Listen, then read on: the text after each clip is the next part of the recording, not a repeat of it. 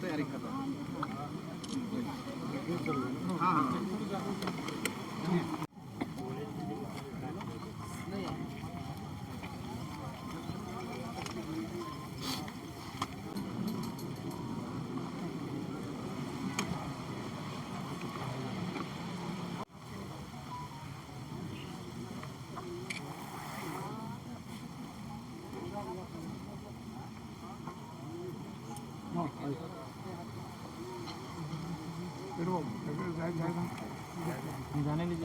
जा चल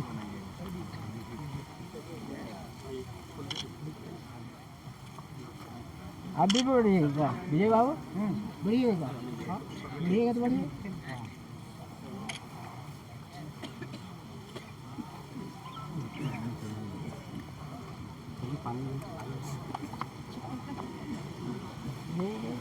क्या मुझे अभी थोड़ा देर को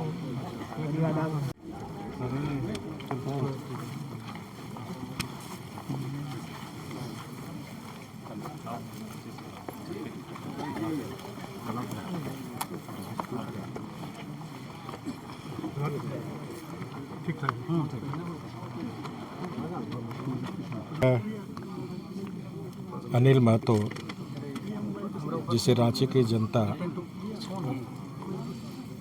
बड़े प्यार से टाइगर के नाम से उनको पुकारते थे, तो उनको विनम्र श्रद्धांजलि देता हूँ और परमात्मा से प्रार्थना है कि दिवंगत आत्मा को सद्गति प्रदान हो। साथ ही साथ शोक संतप्त परिवार को परमात्मा सहन करने की शक्ति दे। देखिए, इस राज्य में या किसी भी राज्य में शासन चलाने के लिए गवर्नेंस की ज़रूरत होती है। झारखंड में गवर्नेंस की सारी संस्थाएं ध्वस्त हो गई है और यही कारण है कि चाहे वो कानून व्यवस्था हो, चाहे सांप्रदायिक सद्भाव हो,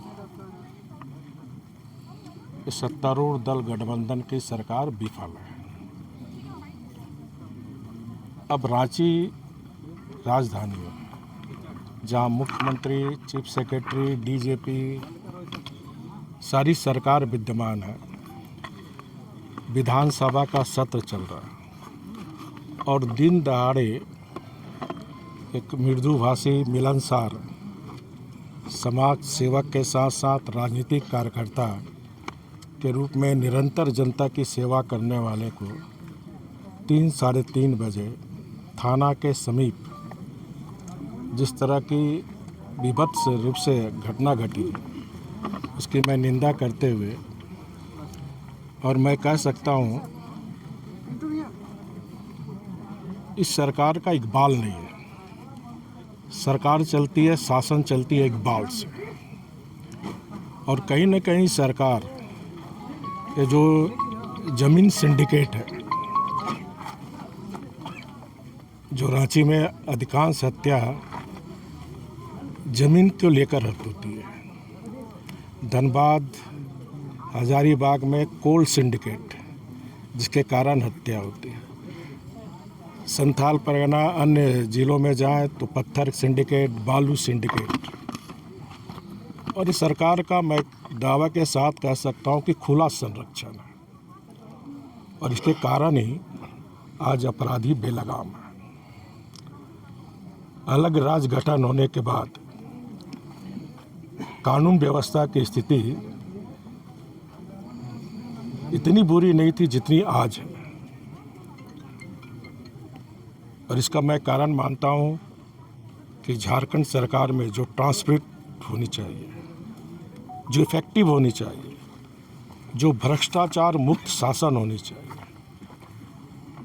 कहीं न कहीं एड़ी से चोटी तक लोग भ्रष्टाचार में लिप्त हैं, और जिसके कारण ही कभी डीजीएम की हत्या होती है, कभी वकील की हत्या होती है, कभी डॉक्टर की हत्या होती है, कभी आम जनता की होती है, कभी राजनेता, समाज सेवा की हत्या होती है। तो यह गवर्नेंस फेल है।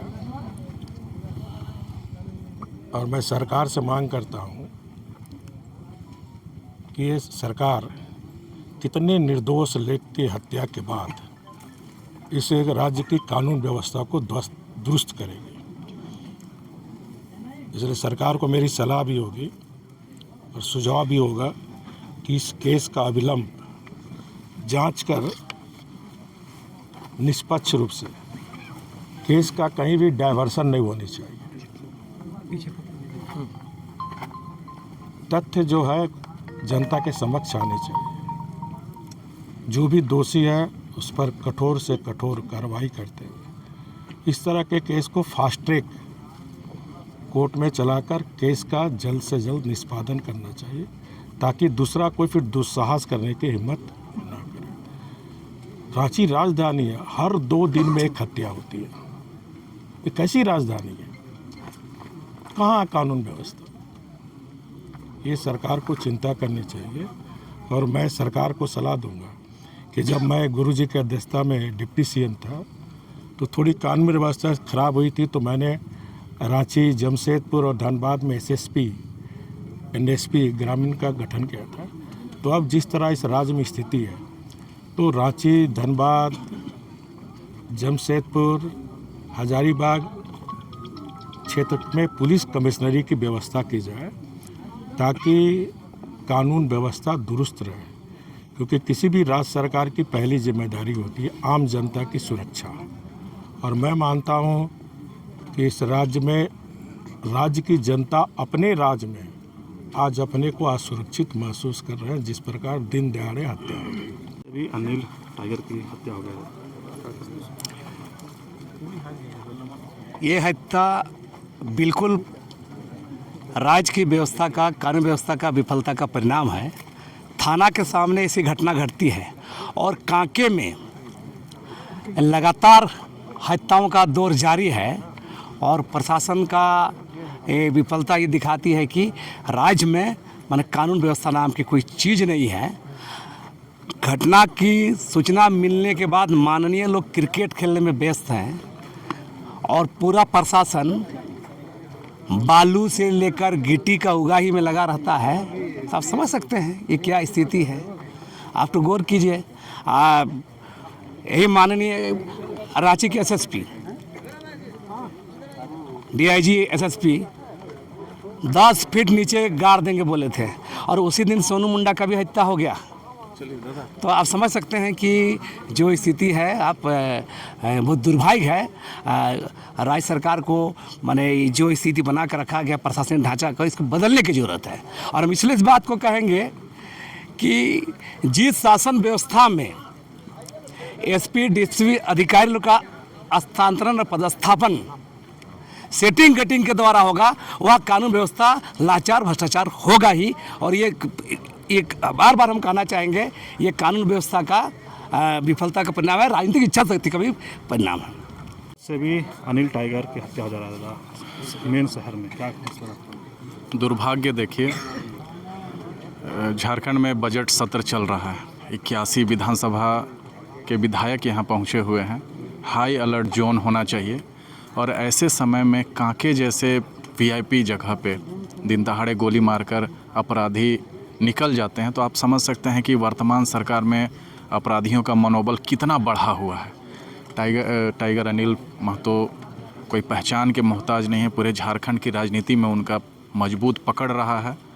कई पार्टियों से जुड़ के उन्होंने पार्टियों को फर्श से अर्श तक पहुंचाया है। कितने बड़े नेताओं को उन्होंने गोदी में खिलाया और पहचान दिलाया है। आज डिप्टी सीएम कैंडिडेट तक लोग बन रहे हैं, बड़े बड़े मंत्री बन रहे हैं। सब टाइगर अनिल महतो की उंगली पकड़कर राजनीति सीखने वाले लोग हैं।